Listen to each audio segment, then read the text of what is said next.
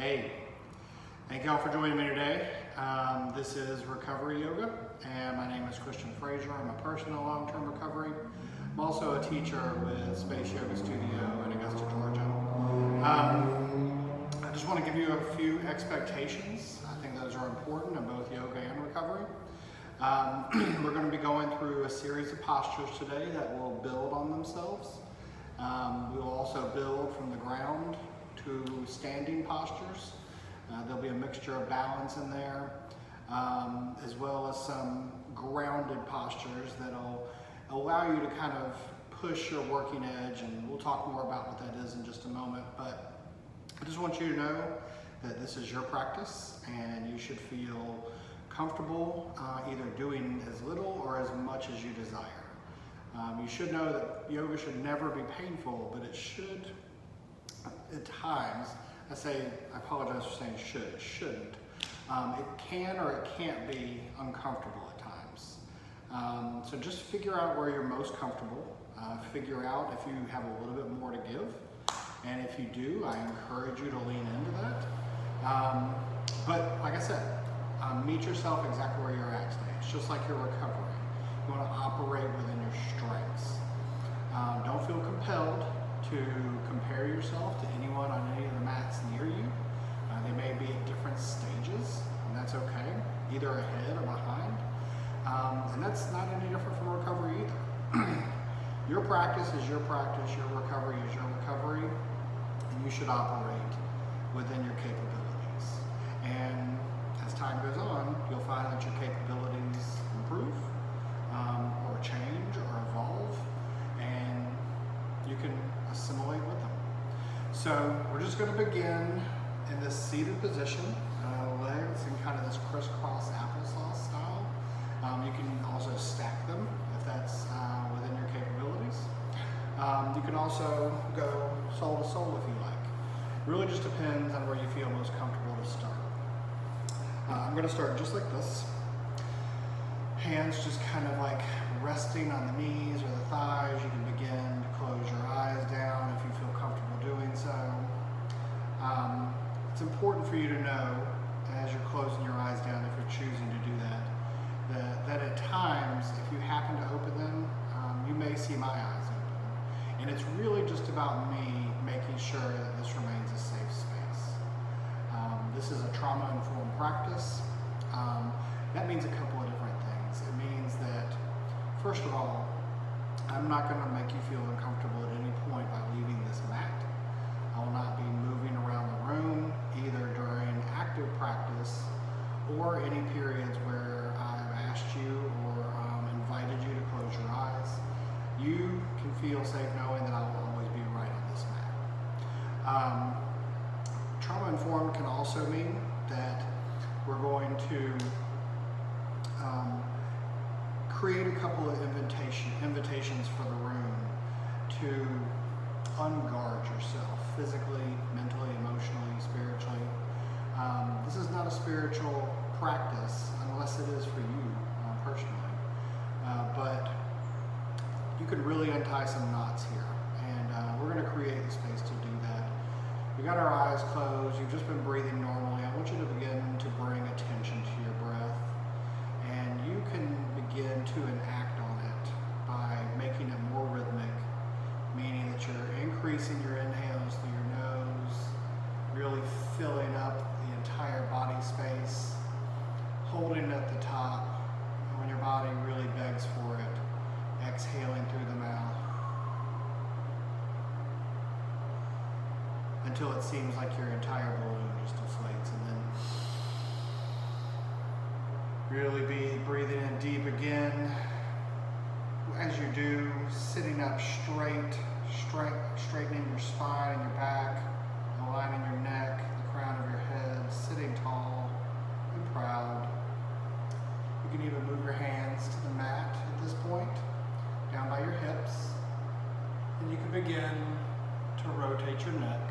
So we're just going to bring in some small movement now as we continue to breathe.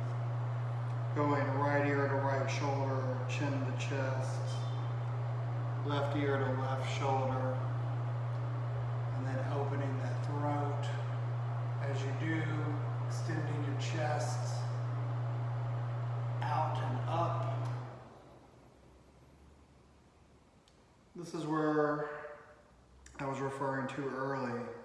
can begin to kind of unguard. Typically, we find ourselves spending most of our days in kind of this position, looking at our phones. I'm just asking you to do the complete opposite of that. Really open up yourself. Breathing deep. Still going through those minor initial movements. If you've been going one direction with your neck, you can now reverse it. Work in the opposite direction. Remembering to breathe deep.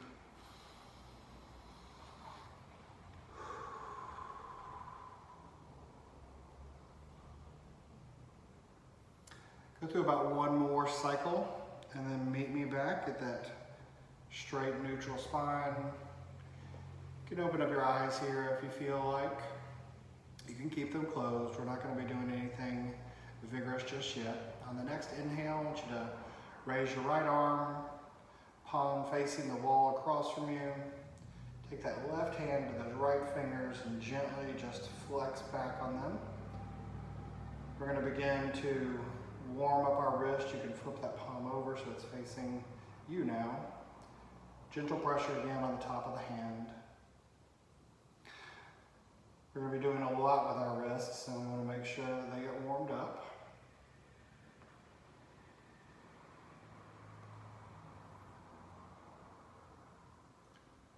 Just doing the same on the opposite side. You can take them and roll them around just like we did with our neck, creating some space in them, switching directions. Hands come back down to knees.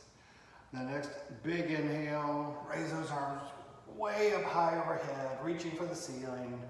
Gaze goes with the hands, creating a lot of space and lengthening the body. Turning those palms out, releasing them down. One more time. Holding that breath at the top till your body begs for it. Turning those palms out. One more time, up overhead. Reaching as if you could touch the ceiling. This time when we come down, we're going to come down in a twist with our left hand to our right knee. Our right arm goes behind us, and we just twist gently throughout our core.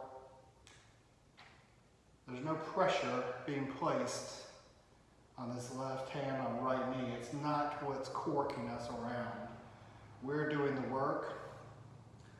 You can take that gaze out over that right shoulder. Let it follow the twist. And also pick up that back hand to make sure that you're not leaning into it, that you're still sitting up straight. Uncorking, hands back overhead, and then down to the opposite side.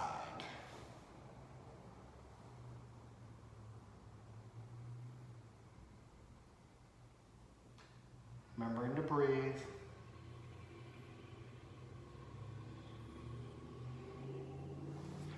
Once again, hands back overhead. This time, bring that right hand behind us, just as a kickstand, and really reaching over to our right side with that left hand and arm overhead, creating some space in that left side body.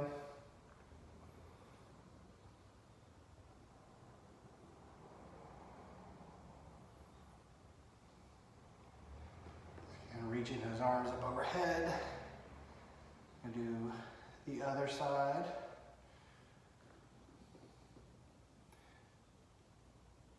Creating some space in that right side body. Man, that feels good.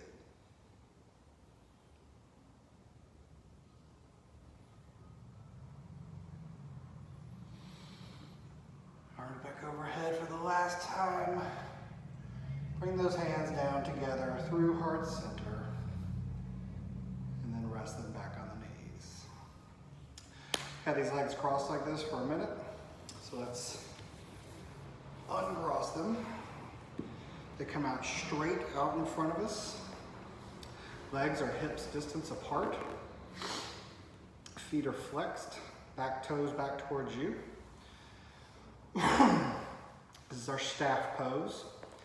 And on our next inhale, we're just gonna hinge at the hips, allow our chest to come down towards the thighs, and reach for those toes. If you can't reach them, that's fine.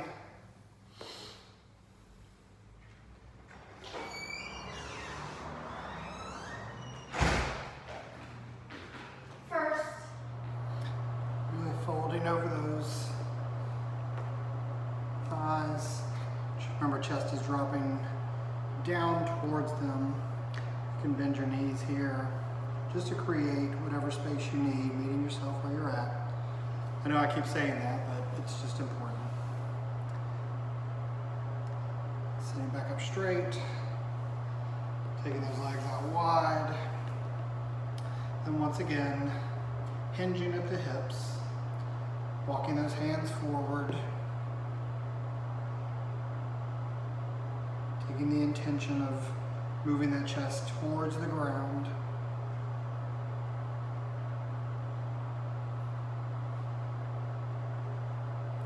Walking those hands over to the right leg, dropping that chest towards that right thigh and right knee. You can reach for the toes here, the ankle, the outer blade edge of the foot.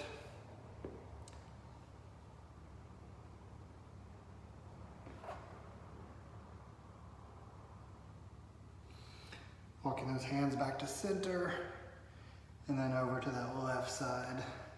Dropping that chest towards that left thigh and knee.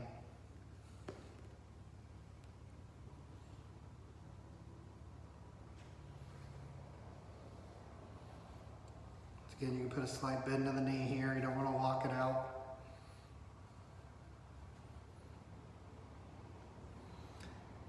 Allowing those hands to come back to center. One last big stretch forward. Sitting back up nice and straight. Bringing the soles of the feet together. Big breath in. Out through the mouth. And then dropping that chest down towards the arches of the feet, down towards the floor. This is our bound angle.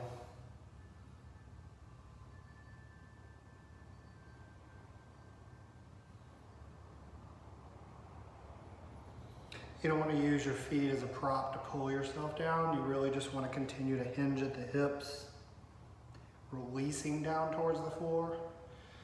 Not corking yourself into a position.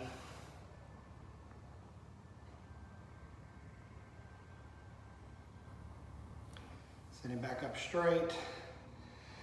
As easily as you can, moving into an all fours position. So, up on our hands and knees. We're gonna have nice wide palms here.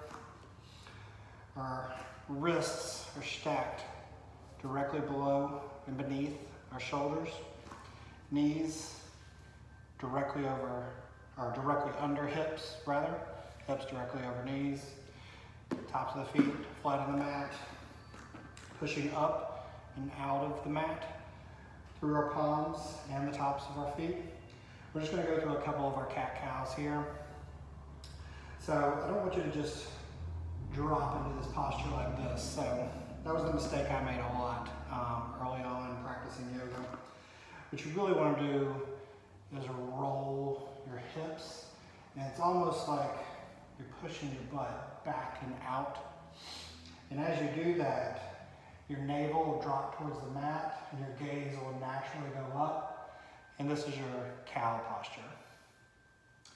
Now just imagine that working in reverse, so rolling those hips back in, pulling your navel towards your spine, chin comes to chest, you're really pushing out of the earth here. This is your cat. And we're just going to breathe through these naturally on our own, same way we did with our neck rotations in the beginning.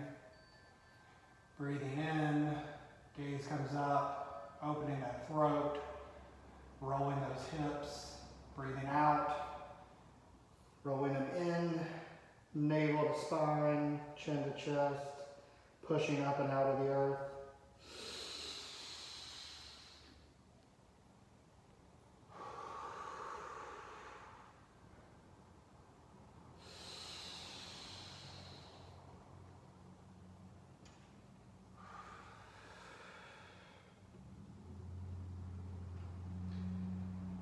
Do about 2 more of those on your own.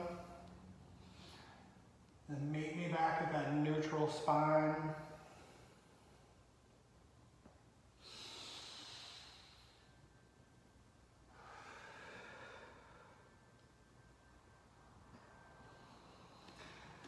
We're gonna do a little bit of balance work while we're down here. So what we're gonna, I'm gonna start with the left side because it's facing y'all. Feel free to start with whatever side you like. I would ordinarily start with my right, but this just happens to be the direction I'm facing. On the next breath, we're going to take that left leg, extend it out, back and behind us until it comes to the toe points. Our gaze is still down in between our hands, pushing up and out of the mat here. When and if you're ready, you can take that left leg, lift it up behind you. Foot is flexed, toes pointed towards the mat, gaze is down. Your body's going to begin to make several adjustments here. Just let it do so. It's giving itself what it needs. And if it's in your practice today, take that opposite arm, so my right arm, reach it out in front of me. Gaze stays down. This is our spinal balance. Just breathe here. Take your tongue off the roof of your mouth. Soften in the elbow here. That hand comes back down first, then down to the toes. Knee gently releases back to the mat to our neutral all forward position. Because we're just getting started, you can sit back. Butt goes to the heels. Roll out those wrists again. Because they're going to do some more work for us. Come back down to that all fours position. I'm going to circle around. You take that right leg out to its toe points.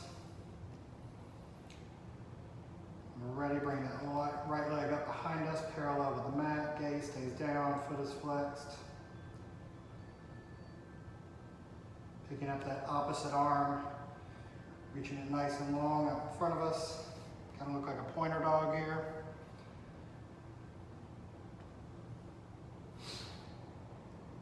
Remembering to breathe. Releasing that hand back down first. Then the knee. Then we can sit back. Roll those wrists again.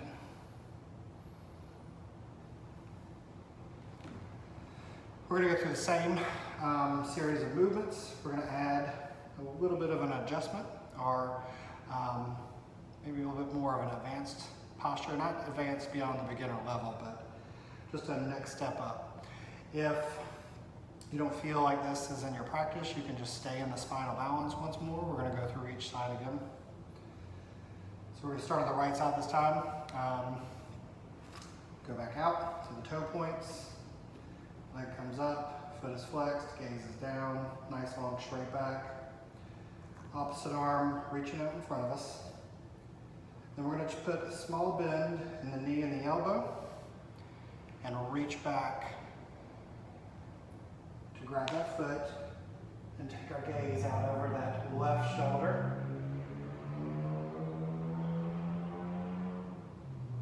Releasing gently.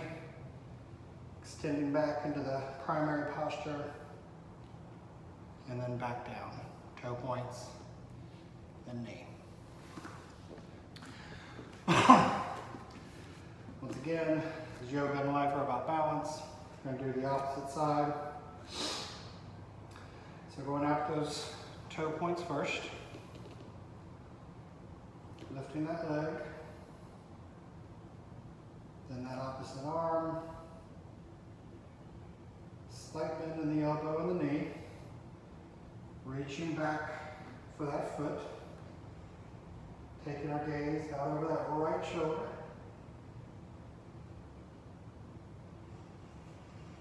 releasing, back to primary posture. Hand comes down first, then toes, knee. Take those big toes and put them together. Extend your knees out wide as they can go, as wide as you're comfortable with. Walk those hands out in front of you. Release that chest down to the mat. Forehead comes down. Check back in with your breath. This is your child's pose. This is where you can take a quick pause, get back in line with your intention, your breath, and just catch back up with yourself and your practice.